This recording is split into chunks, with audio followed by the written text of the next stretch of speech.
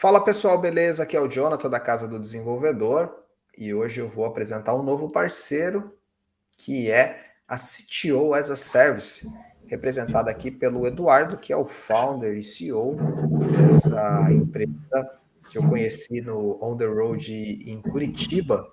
Tive prazer de conhecer o Eduardo lá, mas eu vou deixar o Eduardo explicar para vocês qual é a proposta de valor da CTO as a Service. Seja bem-vindo, Eduardo. Obrigado, Jonathan. Então, Jonathan, para eu explicar a proposta de valor, faz sentido explicar um pouco da minha história, da minha carreira, tá? Eu sou engenheiro eletrônico de formação, mas no ano 2000, eu já tenho bastante experiência, no ano 2000 eu migrei para a internet, porque era o auge das .com, né?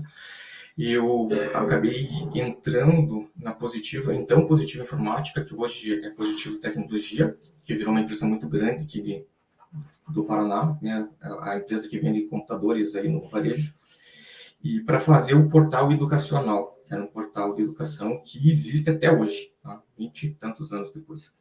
E fui fazendo minha carreira já na coordenação de programadores dentro do Positivo, que eu fui galgando cargos e cheguei a diretor de produção, desenvolvimento e produção, quando eu tive uma equipe de mais de 100 pessoas, 7 gerentes, era uma coisa bem, bem grande. Isso foi uma jornada de quase 17 anos. E aí eu percebi que existia todo esse boom, assim como existiu da internet em 2000, existia todo esse boom de startups. E eu estava fora dele. Acabei mexendo os meus pauzinhos para entrar na rentcars.com, que é o maior site de busca de automóveis para aluguel de automóveis da América Latina. Fiquei lá por quase 3 anos. Mudou completamente a minha atuação em termos de business, mas não tecnicamente, que era uma coisa que eu tinha muita convicção, que meus skills técnicos me levariam a qualquer empresa de tecnologia. Só que saí do B2B para o B2C, praticamente um e-commerce, então foi uma experiência, uma jornada bem, bem legal de mudança. E em 2020 eu saí, em fevereiro, fui para Embarcaí e logo veio a pandemia. Com a pandemia, né, acho que a partir de julho de 20, começou a vir um boom de headhunters falar comigo, como nunca tinha acontecido outrora, né? O que eu fiz? Eu fiquei 1 ano e meio na Embarcaí, que foi um projeto muito legal também, de uma startup que vendia ticket de passagem de ônibus rodoviária, ou seja, interestadual e intermunicipal.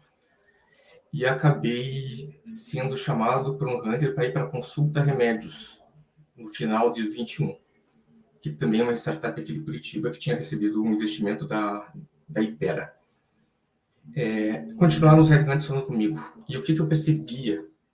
Muitas vezes eram startups ou pequenas empresas que estavam num momento muito legal do projeto, mas elas não tinham condições, e muitas vezes, na minha opinião, nem fazia sentido de contratar um profissional como eu para trabalhar para eles full time. Então, eu percebi um nicho de que, se eu não posso trabalhar para essas empresas full time, porque eles não podem me pagar, será que eu não posso trabalhar um pedaço da minha semana para eles e eles terem condições de me pagar? Isso gerar uma relação ganha-ganha? Então, foi aí que, em dezembro de 21, me deu o clique, eu vou partir para trabalhar em voo solo. E fundei em fevereiro a Ideal CTO as a Service. Evidentemente, fui melhorando, entendendo esse conceito de como trabalhar as a Service. Comecei com um cliente em fevereiro de 21. Fui conversando e foi uma caminhada de bastante sucesso, né? Já atendi 12 clientes até hoje, e parece ser realmente um caminho sem volta, porque tem muita aderência ao mercado, principalmente para startups e pequenas e médias empresas, porque eu posso ajudar desde o MVP, né, de quem não tem o MVP, ou até a escalar esse MVP, se o cliente já tiver. Então, a proposta é, né, da Ideal CTO as a Service, uma governança, uma estratégia, uma senioridade na gestão de TI, que muitas vezes a startup não tem, principalmente quando ela não tem founder da área de tecnologia. Então, essa é a proposta. Legal. Em geral, o que eu vejo dessas startups é que acabam, de fato, contratando alguém mais júnior, né? E aí as Para fazer consequências... tudo. E as consequências, né, por não ter uma bagagem, podem ser, às vezes o barato sai caro. Então, principalmente no começo, né, você precisa ter uma visão um pouco mais longa ali, principalmente na área de tecnologia. Enfim, acho que faz muito sentido o que você tá colocando. Eu queria entender um pouco mais, Eduardo, se você trabalha em projetos, ou como é que é o teu acordo ali com essas empresas, né? E em que fase elas devem te procurar mais essencialmente? Quanto à fase, meio que independe, né? Eu já trabalhei nesse período em empresa que não tinha nem o Hello World do código, mas tinha uma ideia. Por exemplo, um empresário que tem uma planilha, que ele vende a planilha para a área de construção civil, que queria criar isso um aplicativo. E eu fui entendendo o problema até contratar uma software house para trabalhar para ele. Eu fico cuidando do projeto, né, fazendo a liderança técnica. E já trabalhei em empresas completamente em operação, que o meu dia a dia era operar como se fosse realmente um CTO de uma empresa já estruturada. Mas respondendo essa pergunta, se é projeto ou alocação, o modelo mais clássico que tem tido mais aderência é uma alocação meio por tempo indeterminado, até que não faça mais sentido para as partes. Por exemplo, o meu primeiro cliente, a gente fez o acordo da minha saída e de colocar um CTO um pouco mais júnior, um pouco, consequentemente, com um valor um pouco menor, fixo lá, e eu saí. Então, como o projeto de software tem todas essas incertezas, acaba sendo um período indeterminado, mas sempre mirando um fim para deixar um legado e que o cliente toque sua vida. Porque se ele escalar como ele pretende, ele não vai conseguir tocar comigo trabalhando 4, 8 horas por semana. E assim que daí mais ou menos funciona a minha precificação, o tempo da minha semana que vai ser alocado. E eu agendo a disponibilidade para o cliente como se eu estivesse batendo cartão na empresa dele. Entendi. Na verdade, o teu sucesso na verdade, a tua saída, praticamente, né? Ou a empresa estar estruturada para conseguir... Opa, agora a gente já tem condições de contratar um CTO. É uma boa visão. E E nessa minha primeira empresa, eu continuo sendo advisor até hoje, por um FII bem menor. legal. Tem algum outro case de sucesso que te chamou a atenção, você queira compartilhar com a gente? Eu acho que eu posso dar mais detalhes desse meu primeiro case, né, que eu falei meio superficialmente, que e sim, por ser o primeiro, ele é muito querido, né?